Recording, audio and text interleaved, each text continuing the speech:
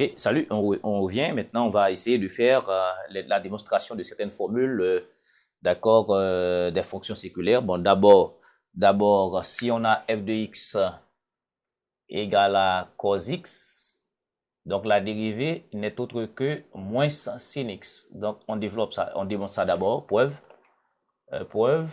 Donc, et d'abord, on va avoir lim de f de x0 plus h moins f de x0 sur h quand h tend vers 0. C'est équivalent, d'accord, à lim de x0 f de x moins f de x0 sur x moins x0 quand x tend vers x0. Donc, on a le choix. D'accord, moi, je vais utiliser ça parce que quand on fait x point 0 égale à h, donc x et maintenant h doit tendre vers 0. Donc, c'est la même chose. Eh bien, qu'est-ce que je vais avoir là? Je vais avoir lim et quand h tend vers 0, de f de x0 plus h, ça va faire cos x0 plus h moins et f de x0, ça va faire cos x0 sur h quand h tend vers 0. Donc, ici, on a le choix. On a le choix de transformer, de développer cos A plus B, d'accord, qui fait cos A cos B moins sin A sin B, et puis on va factoriser. Mais aussi, on peut passer par la formule de transformation de somme en produit. Quand on a cos P moins cos Q, donc on peut retrouver la formule, tout justement, de faire autrement. Maintenant, ici, si je développe, je vais avoir cos x0 cos H moins sin x0 sin h moins cos x0. D'accord? Bien entendu, il y a une limite ici. Il y a une limite lim quand h tend vers 0 et le tout sur h. Donc, à bien remarquer ici, on a cos x0 partout. Donc, ça va faire cos x0 facteur de cos h moins 1.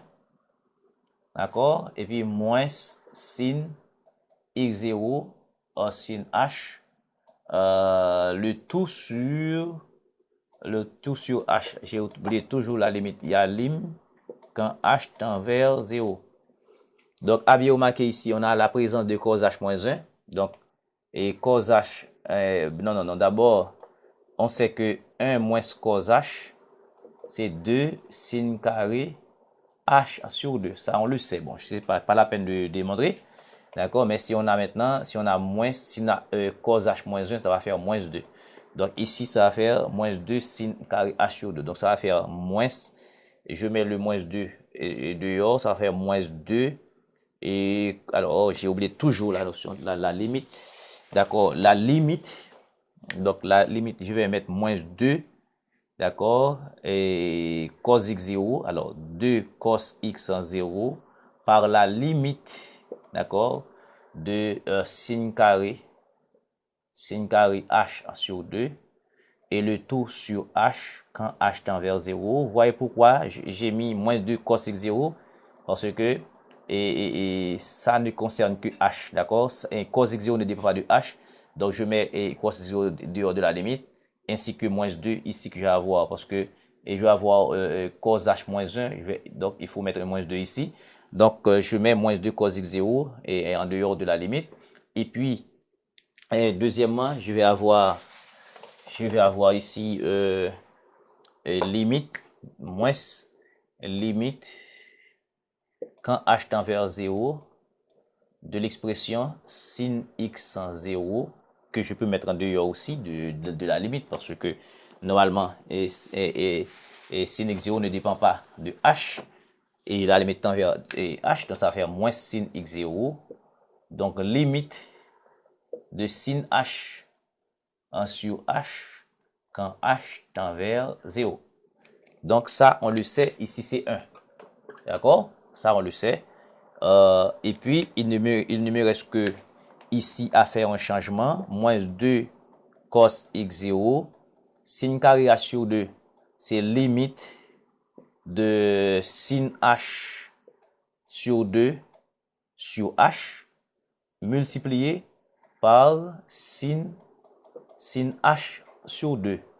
OK, moins, et tout ça, ça fait 1, moins sin x 0. Donc, normalement, si la dérivée de cos x fait moins sin x, donc ça veut dire que toute cette expression devrait être nulle. Eh bien, on va arranger ça. Ici, on a, regardez, sin h sur h fait 1 en 0. Et bien, sin h sur 2 devrait nous donner également 1. Maintenant, on a sin h sur 2, mais on n'a pas h sur 2 ici. Pour cela, il faut faire une astuce de calcul. Je divise par 2 et je multiplie par 2. D'accord? Je divise par 2 et je multiplie par 2. Donc, on n'a que la même expression ici. Maintenant, ce 2-là, je vais simplifier avec ce 2-là. Donc, je mets ici. Donc, ça va faire ici moins cos x0. Donc, et je vais rester seulement sin h sur 2, h sur 2. Je simplifie par ce 2-là.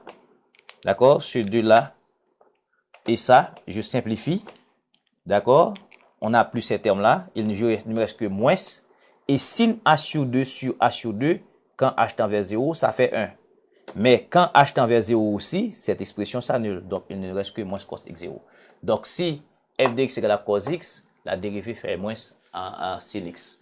Deuxième démonstration. J'espère que vous avez bien compris. Donc, vous avez la possibilité aussi de passer par, de transformer cette somme en produit aussi. D'accord? Eh bien, maintenant, si on a sin x, la dérivée fait cos x. Donc, si on a sin x, si f de x égale à sin x, la dérivée fait cos x. Donc, rapidement, je fais la même chose. Lim de f de x0 plus h moins f de x0 sur h quand h tend vers 0. Donc, ce qui fait lim quand h tend vers 0 de sin x0 plus h moins sin x0 sur h quand h tend vers 0. OK? Maintenant, ce que je vais faire, je vais utiliser la formule de transformation de somme en produit parce que si je fais de l'autre façon tout à l'heure, j'ai développé, je peux utiliser ça rapidement. Mais je vais vous rappeler cette formule. Rappelons que sin A plus B, c'est sin A cos B plus sin B et cos A. Rappelons également sin A moins B, donc ça fait sin A cos B moins sin B et cos A. Donc, à bien remarquer ici, nous simplifions par ça. Si on pose A et A plus B égale à P, A moins B égale à Q, cela signifie que je vais avoir A va être P plus Q sur 2 et B va être P moins Q sur 2. Donc, si je pose ça, ça va faire sin, je veux quoi? Je vais avoir sin P, sin P moins sin Q. Donc, c'est pas ça que je vais faire un moins ici. Je vais mettre un moins ici. Ça devient moins, ça devient plus. Donc, ces termes s'annulent. Je vais avoir sin P moins sin Q. D'accord? Ça va faire 2 sin. B, c'est quoi? C'est P moins Q. P moins Q sur 2. D'accord? Par cos et P plus Q sur 2. Voilà la formule à utiliser ici. Donc, ça va faire ici lim. Et quand h tend vers 0, je vais avoir 2 sin P et moins Q. Ici, c'est P. Donc, ça va faire x moins x plus h moins et x moins Q qui est x0. Le tout sur 2. D'accord? Par cos et P plus Q, c'est x0 plus h plus x0. D'accord? Le tout sur 2 et encore sur h. OK? Donc, je prends la démonstration. On fait une petite démonstration dans la démonstration. Donc, rapidement, à bien remarquer, et ça fait lim. Quand h tend vers 0, eh bien, ici, vous regardez, plus x0 moins x vers 0. D'accord? Il ne nous reste que, laissez-moi voir, qu'est-ce qu'on va rester? on va rester, regardez, on simplifie, d'accord? On va rester 2 sin, 2 sin h, d'accord? 2 sin h, regardez bien, 2 sin h ici, voilà, parce que 2 sin h sur 2, ok? Ici, on va rester cos x0 plus x0 divisé par 2, ça va faire x0, et puis h sur 2, et le tout sur h. Donc, alors, voilà, eh bien, je vais réarranger les termes, les variables. Maintenant, je vais avoir 2, je mets 2 à la limite. Ça va faire lim de sin h sur 2 sur h. D'accord, sin lac sur lac. Maintenant, on a h sur 2, on a h. Eh bien, je divise par 2, je multiplie par 2, et quand h tend vers 0, et ici, je vais avoir lim de x0 plus h sur 2 quand h tend vers 0. Regardez, on a dans un produit. Donc, on prend un h seul pour une expression, mais on n'a pas cos x0 plus h sur h. Non, parce qu'on a un seul h dans le produit. Eh bien, à remarquer, on simplifie par, comme tout à l'heure, on simplifie par ça. Il ne nous reste que sin h sur 2 par 1 sur h sur 2. Quand h tend vers 0, l'expression ici fait 1. Maintenant, et quand h tend vers 0 ici, 0 sur 2, ça fait 0. Donc, il ne nous reste, oh, et j'ai oublié. Ici, il y a un cos, d'accord? Il y a cos x0. Donc, il ne nous reste que cos x0. Donc, ça veut dire quand f de x égale à sin x, donc la dérivée fait exactement cos x0. Donc, je fais une petite démonstration. Dans la démonstration, donc rapidement, et si vous avez f de x égale à tangente x, donc rapidement, la dérivée fait f' de x, ça fait 1 sur cos carré x égale à 1 plus sin tangente carré x, c'est aussi égal à 1, alors c'est aussi égal à 50 carré x, d'accord? Eh bien, puisque on sait que si on a u sur v, la dérivée fait u' v moins v' u sur v carré. Et si on a 1 sur u, la dérivée fait moins u' sur, alors c'est 1 sur u carré. Eh bien, on peut utiliser ça pour développer la dérivée de tangente x. Donc, la dérivée de tangente x, ce sera un sin sur x sin sur cos x dérivé. Donc, c'est u sur v. La dérivée de sin x, on vient de démontrer, c'est cos x par cos x, ça fait cos carré x. Ici, il y a un moins. La dérivée de cos x, ça fait moins, un moins sin x. Par moins, ça fait plus. Sin x par sin x, ça fait sin carré x. D'accord? Le tout sur cos carré x. Donc, cos carré x plus sin carré x, ça va faire 1 sur cos carré x. D'accord? Ce que nous avons la première expression. Et pour trouver la deuxième expression, qu'est-ce qu'il faut faire? La deuxième expression, qu'est-ce qu'il faut faire?